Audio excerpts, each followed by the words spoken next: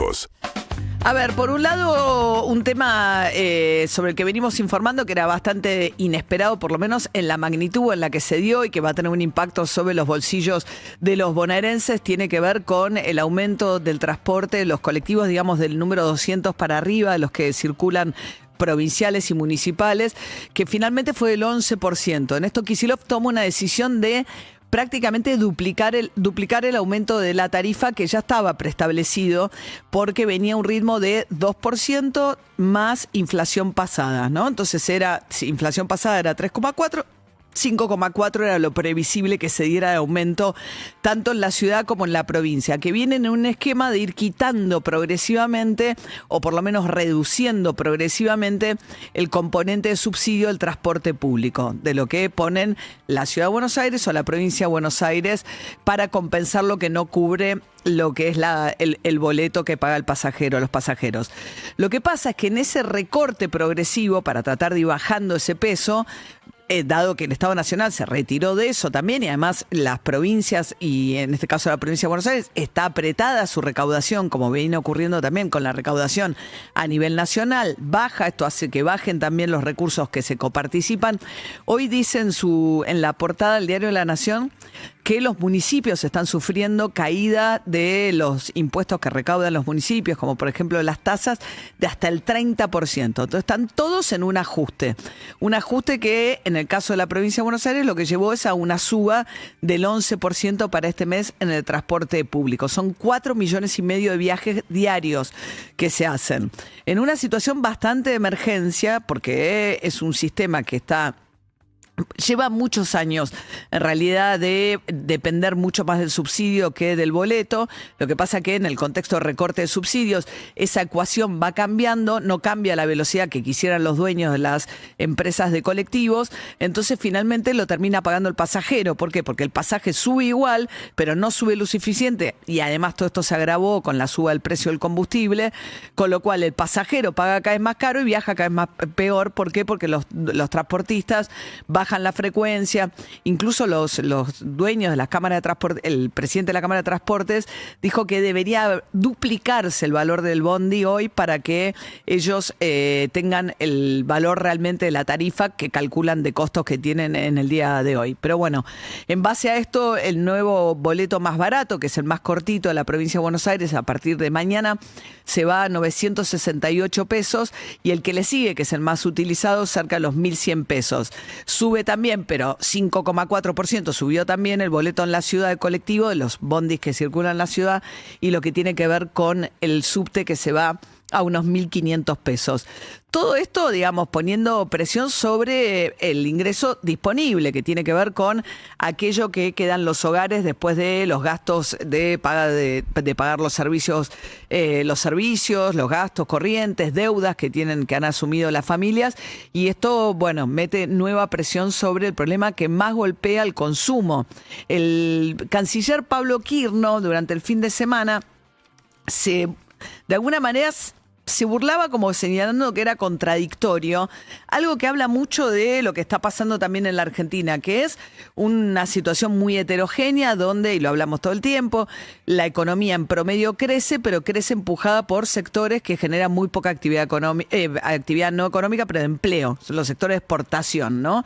De lo que tiene que ver con el petróleo y la minería.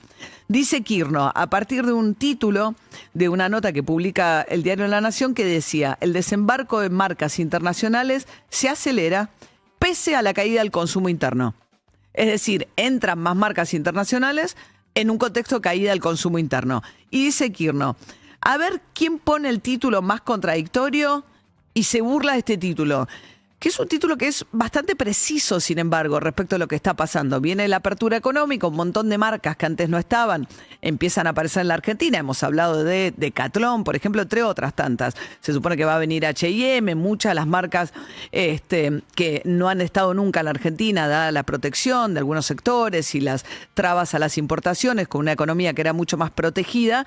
La cuestión es que ahora están llegando, pero están llegando en un contexto donde hay un poder adquisitivo muy golpeados, sobre todo en lo que es el supermercados y demás, justamente por la merma en el ingreso disponible. Pero no es contradictorio.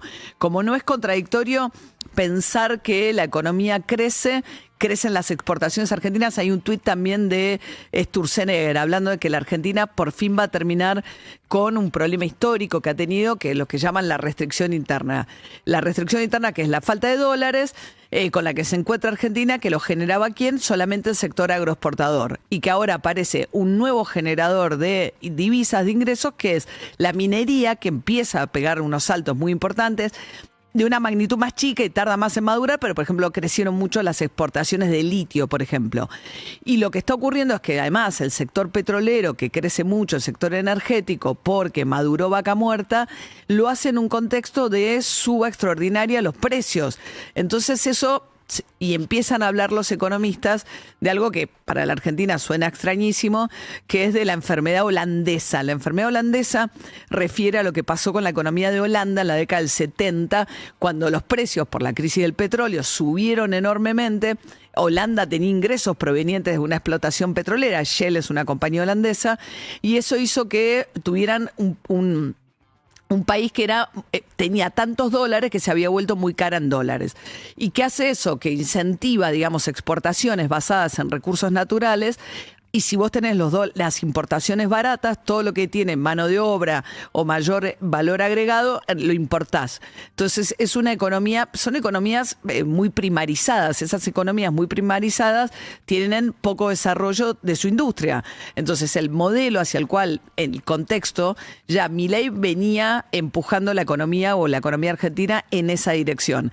El contexto además acelera ese proceso y es un poco lo que se está viendo. Hoy la etapa, por ejemplo, de el cronista contempla lo que está pasando con que dice que 5 familias se están mudando por semana a Neuquén. O sea, la idea de que el único polo generador de empleo, uno de los más dinámicos, está en Vaca Muerta, hace que, bueno, pero de todas maneras eso tiene obviamente una capacidad muy acotada para absorber toda la destrucción de empleo que se da en otros ámbitos, sobre lo cual también venimos charlando mucho.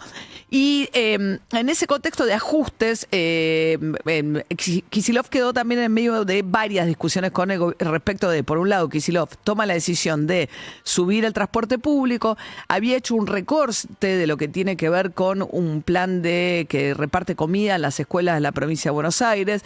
Él le echa la culpa a Nación de haber recortado esos fondos. A Petovelo hicieron una marcha con intendentes al ministerio, pero sin embargo la Cámpora, algunos dirigentes de la Cámpora que están en una situación de cada vez mayor enfrentamiento con Kicillof, bueno, lo que dicen es, le plantean a Kicillof cierta insensibilidad, planteando cómo puede ser que el ajuste también en la provincia de Buenos Aires, con un gobierno como el de Kicillof, recaiga sobre las comidas que se reparten en las escuelas de la provincia de Buenos Aires.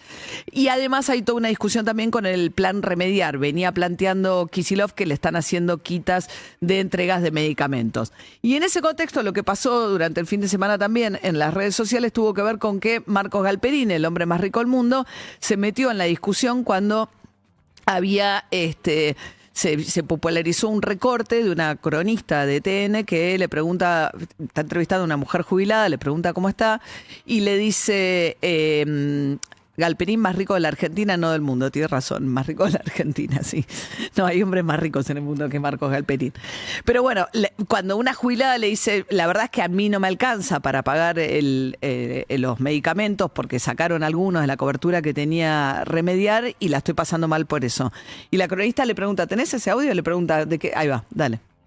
Cuénteme, ¿cuál es su noticia?